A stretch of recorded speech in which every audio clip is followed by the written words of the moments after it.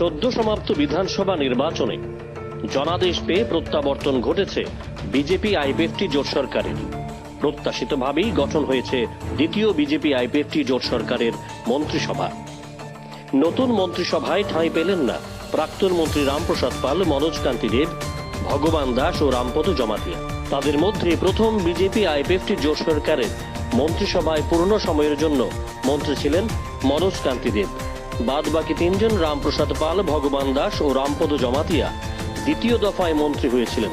সেই অর্থে তাদের পক্ষে পুরো 5 বছর মন্ত্রী থাকা সম্ভব হয়নি। 2023-এর নির্বাচনে মনোজ, রামপ্রসাদ, ভগবান ও রামপদ প্রত্যেকেই জয়ী হয়েছিলেন, কিন্তু অপ্রত্যাশিতভাবে তারা দ্বিতীয় বিজেপি আইপিএফটি জোট সরকারের মন্ত্রিসভা থেকে ছিটকে যান। কেন?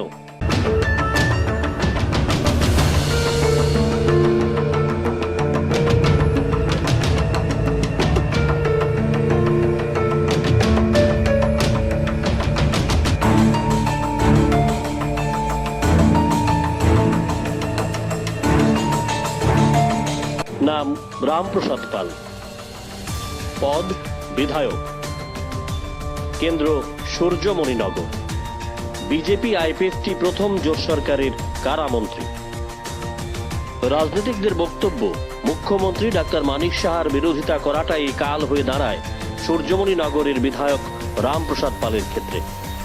বিপ্লব কুমার দেবের পরিবর্তে মুখ্যমন্ত্রী হিসেবে ডাক্তার মানিক সাহার নাম ঘোষণা করার পর সিন ক্রিয়েট করেছিলেন রামপ্রসাদ পাল। এই ঘটনা সম্পর্কে সবাই ওয়াকিবহাল।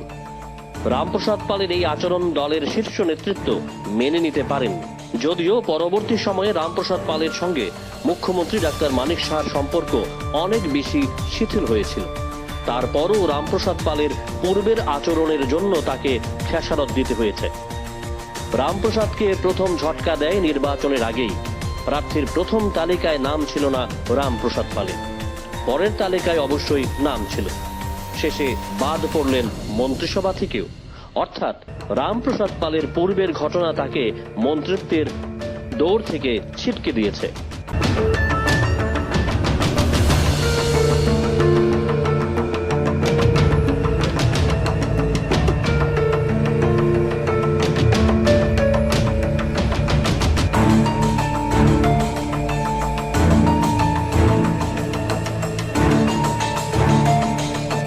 নাম মনোজ কান্তি দেব, পদ বিধায়ক, কেন্দ্র কমলপুর।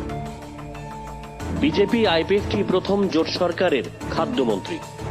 কমলপুর বিধানসভা কেন্দ্রের বিধায়ক তথা প্রাক্তন মন্ত্রী মনোজ কান্তি দেবও এবারের মন্ত্রিসভায় স্থান পাননি, কারণ মন্ত্রী থাকাকালীন প্রশাসনিকভাবে মনোজ কান্তি দেব ব্যর্থ ছিলেন বলছেন খোদ রাজনীতিকরা। নানান সময়ে তার প্রশাসনিক কাজকর্মে ব্যর্থতা প্রকট হয়েছিল।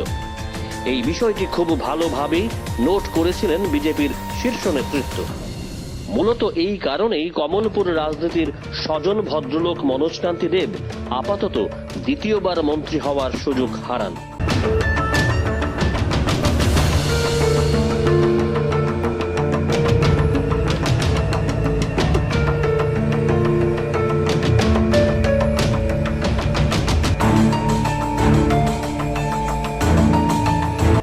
নাম ভগবান দাস, পদ বিধায়ক, কেন্দ্র পাবিয়াছড়া। বিজেপি আইপিএফটি প্রথম জোট সরকারের শ্রমমন্ত্রী। পাবিয়াছড়া কেন্দ্রের বিধায়ক তথা প্রাক্তন মন্ত্রী ভগবান দাস পুনরায় মন্ত্রিত্বের চেয়ারে বসার সুযোগ হারান। মূলত ছেলের অপরাধ সংক্রান্ত কাজকর্মের কারণে ব্যাকফুটে চলে যান ভগবান দাস। তাছাড়া মন্ত্রীর দায়িত্ব পরিচালনার ক্ষেত্রেও ভগবান দাসের দুর্বলতা রয়েছে। এলাকায় তার জনপ্রিয়তাও কম। এই কারণেই মন্ত্রিসভায় ভগবানের পরিবর্তে এসসির প্রতিনিধি হিসাবে ঊনকোটি জেলার ফটিকরায়ের বিধায়ক সুধাংশু দাসকে জায়গা করে দেওয়া হয় মন্ত্রিসভায়। ঊনকোটি থেকে টিঙ্কু রায়ও রয়েছেন মন্ত্রীর তালিকায়। স্বাভাবিকভাবেই ভগবান দাসকে মন্ত্রিসভায় স্থান দেওয়া সম্ভব হয়নি।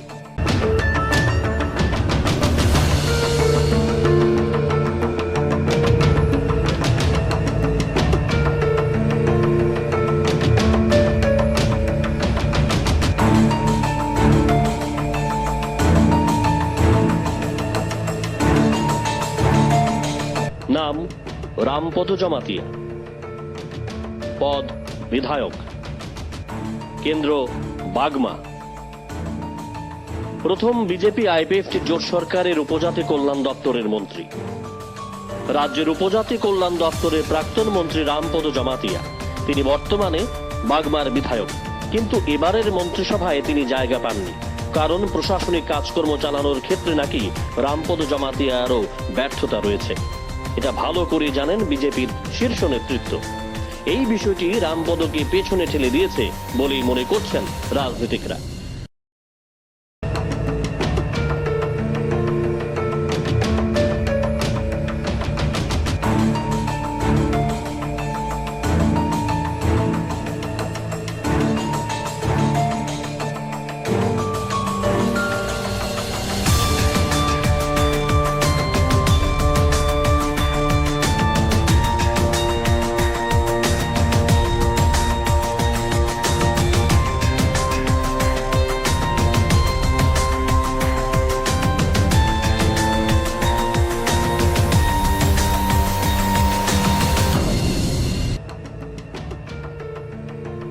ব্যুরো রিপোর্ট, জ্যাম 24 নিউজ।